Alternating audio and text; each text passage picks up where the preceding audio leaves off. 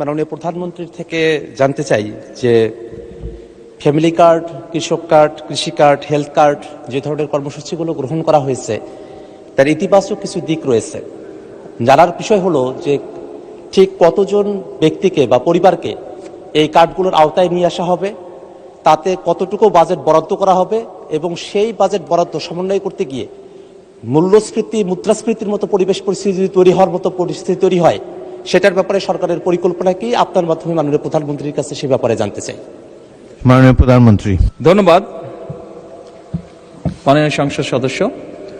আপনি যে প্রশ্নটি করেছেন যে কতজন মানুষের কাছে আমরা পৌঁছে দেব, তাই তো, এবং মূল্যস্ফীতি হবে কিনা, বাজেট কত, স্বাভাবিকভাবে বাজেট কত এটি আমরা আপনাদেরকে এখনই বলছি না। অর্থাৎ আমরা পর্যায়ক্রমিকভাবে জিনিসগুলোকে সামনে এগিয়ে নিয়ে যাব। আমাদের এক একটি কৃষক কার্ড এবং এক একটি ফ্যামিলি কার্ডে আমরা রেখেছি কৃষক কার্ড যারা পাবেন সেই সকল কৃষক ২৫০০ টাকা পাবেন বছরে, এবং ফ্যামিলি কার্ডে যারা পাবেন তারা সে সকল নারী প্রতি মাসে ২৫০০ টাকা পাবেন। আমরা যেহেতু প্রতি মাসে এটিকে এক্সটেন্ড করতে থাকবো, অর্থাৎ অধিক সংখ্যক নারী কৃষক কার্ড পাবেন, অধিক সংখ্যক কৃষক কার্ড পাবেন। একবারে সবাইকে দিচ্ছে না, পৃথিবীর কোনো দেশের পক্ষে একবারে সেটি সম্ভব না করা। সেই জন্য প্রতি বছরই আমরা বাজেটের স্যাংশন বাড়াবো, প্রতি বছরই বাজেটে আমরা টাকা অ্যালোকেট করব, এভাবে পর্যায়ক্রমিকভাবে ধীরে ধীরে আমরা এগোবো। এবং অবশ্যই বাজেটের প্রাধান্য পাবে। এবং আপনি যেটা বলেছেন মূল্যস্ফীতি হবে কিনা, আমরা তো টাকা ছাপিয়ে দিচ্ছি না। আমরা যেহেতু টাকা ছাপিয়ে দিচ্ছি না, কাজে মূল্যস্ফীতি হবে না।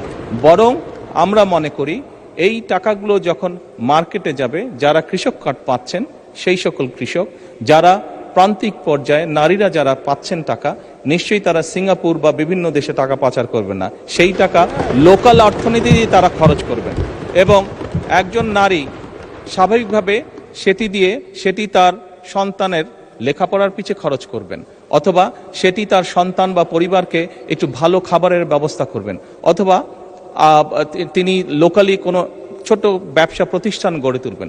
ফলে যেটা হচ্ছে, যেই টাকাটা সরকারের কাছ থেকে তার কাছে যাচ্ছে সেই টাকাটা লোকাল ইকোনমিকে শক্তিশালী করছে, লোকাল ইকোনমিতে সেটি রোটেট করছে।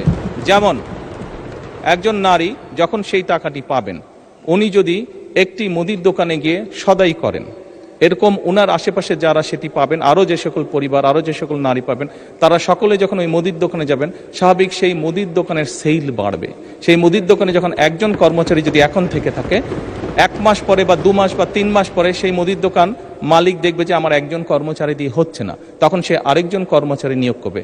ফলে কি দাঁড়াচ্ছে, কর্মসংস্থান হচ্ছে, এবং সেই কর্মচারী 2 জন বেতন পাবে, তারাও গিয়ে গামছা কিনবে, লুঙ্গি কিনবে, অথবা তার সন্তানের জন্য চিপস কিনবে, অথবা একটা ছোট্ট ফ্রক কিনবে তার মেয়ের জন্য। ফলে লোকাল ইকোনমি আস্তে আস্তে স্ট্রেনদেন হবে, লোকাল ইকোনমি আস্তে আস্তে বড় হবে। কাজেই মূল্যস্ফীতি হবে বলে আমরা মনে করি না, আমাদের কোনো রিসার্চে মূল্যস্ফীতি বলে না, বরং অর্থনীতি আরো সচল হবে, অর্থনীতি আরো স্ট্রেনদেন হবে, এবং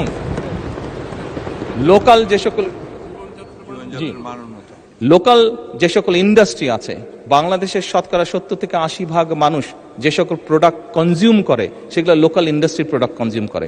কাজে লোকাল ইন্ডাস্ট্রিগুলোকে স্ট্রেনদেন করার এটি আরেকটি উপায়, এবং তার ফলে যেটি হবে, সামগ্রিকভাবে ডিপ্রাইভ যে সকল মানুষ আছে, আমি বলছি না যে আগামী 6 মাসের মধ্যে এটি হবে, তবে ইনশাল্লাহ 3 থেকে 5 বছরের মধ্যে আপনি যে পরিবর্তনটি দেখবেন, যারা প্রান্তিক গোষ্ঠীর মানুষ, তাদের জীবনযাত্রার মান ইনশাল্লাহ অনেক উন্নত হবে।